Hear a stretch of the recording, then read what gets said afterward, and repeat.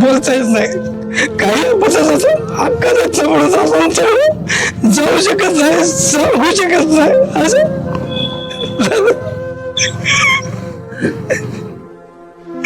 काय करावं?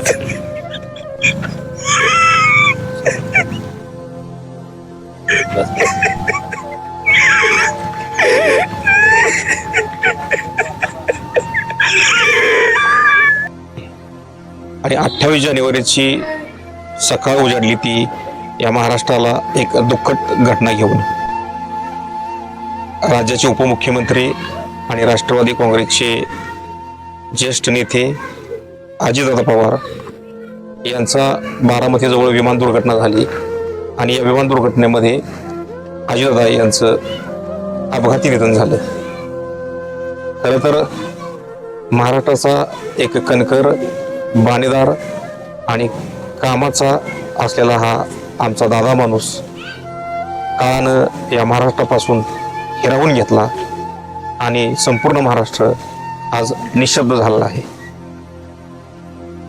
महाराष्ट्रातल्या प्रत्येकाच्याच भावना आज या गलितात आहेत आणि आपण आता दादांच्या निधनाचं हे वृत्त संपूर्ण महाराष्ट्रात वाऱ्यासारखं पोहोचल्यानंतर दादांचं पवार घराण्याचं मूळ गाव असलेल्या सातारा जिल्ह्यातील नांदवळ या गावी आपण आलेलो आहोत.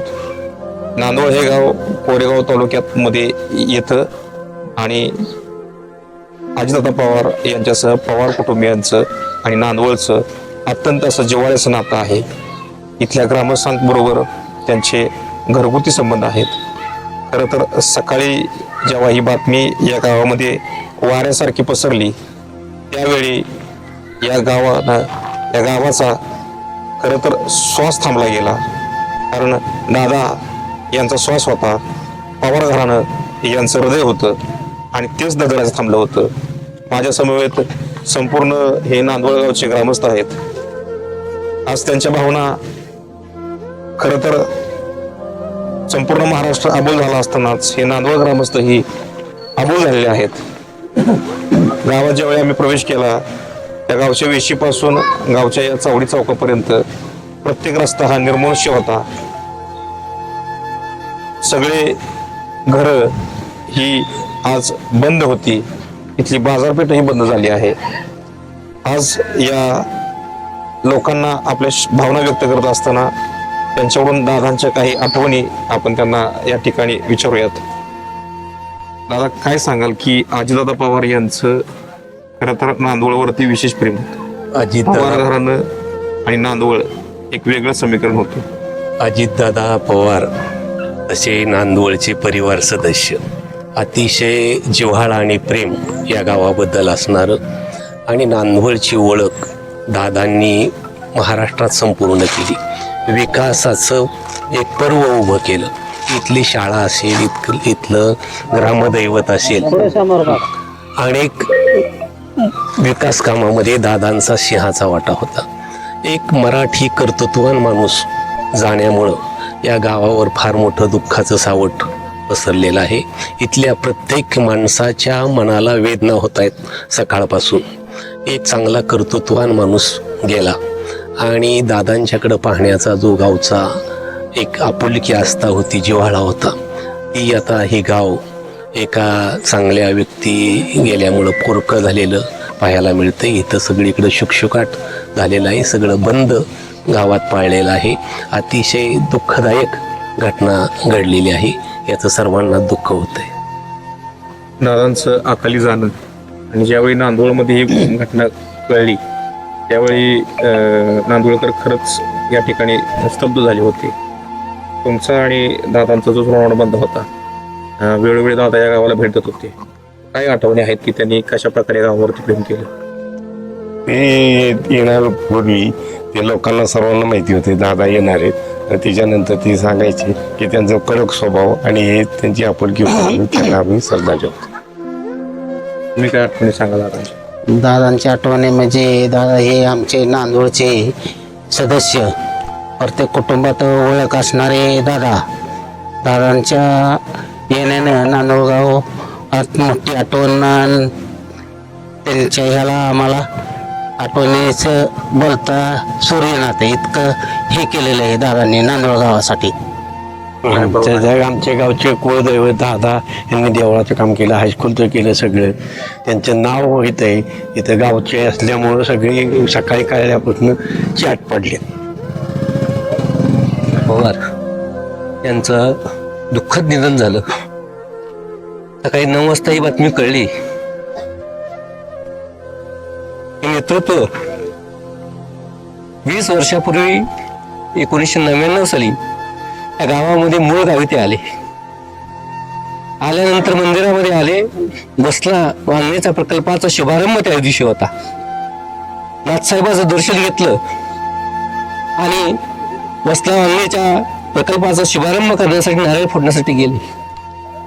आमचे वडील त्यावेळेस साक्षात्कार होते. साक्षात त्यांना आमच्या वडिलांना बोलवून घेतलं आणि मंदिराचा कळसाचं काम करायचंय असं सांगितलं. आणि त्याच शुभारंभाच्या वेळी सांगितलं की मी माझ्या मंदिराचा, माझ्या ग्रामदैवताचा जीर्णोद्धार करीन.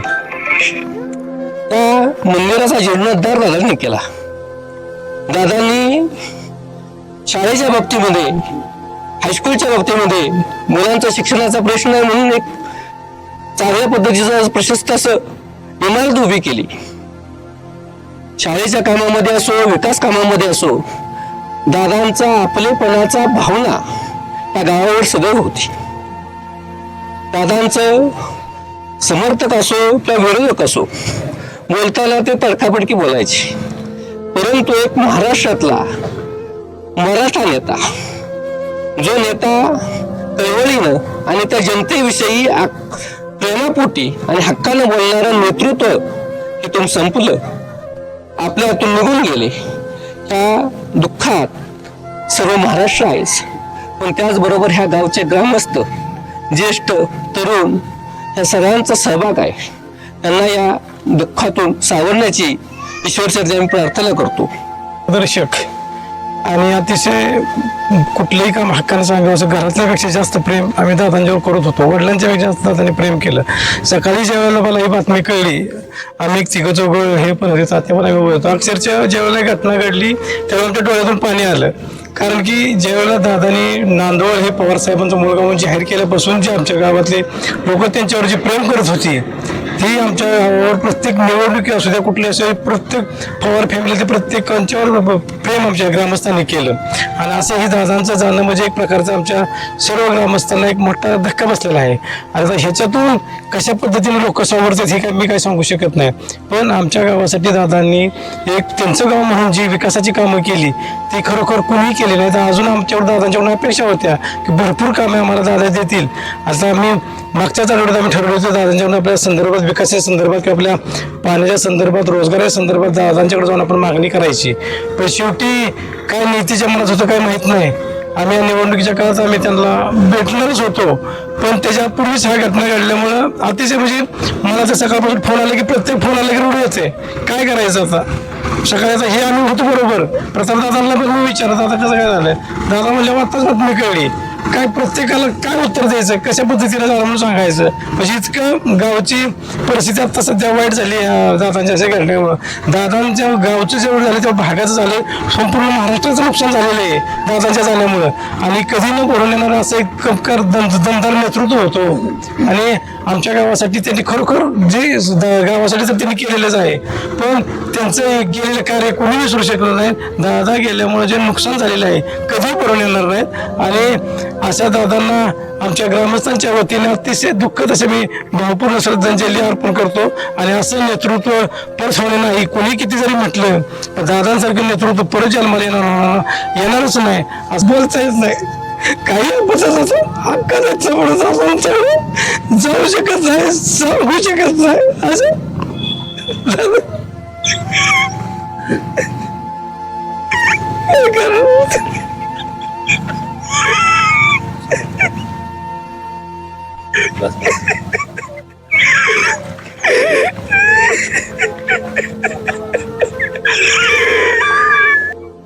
हक्काचा दादा होता नांदोळकरांचा. या गावावर दादा राज्यामध्ये कुठं जरी असले तरी घारवडे आकाशी, चित्त तिचं पिलापाशी तसं त्यांनी या नांदोळमधल्या आपल्या लेकरांवरती पोटच्या पोरांप्रमाणे प्रेम केलं आणि आज हे जे अश्रू सांगतायत की दादांवरती किती प्रेम होतं. दादा जरी आपल्यातून आज निघून गेले असले तरी श्वासाची माळ तुटली आहे, विचाराची आणि प्रेमाची कधीच नाही. हे नांदोळ ग्रामस्थ त्यांच्या मनामध्ये दादांच्या आठवणी चिरंतन कायम ठेवतील. प्रकाश राजे, महाराष्ट्र वनसाठी, नांदवळ, सातारा.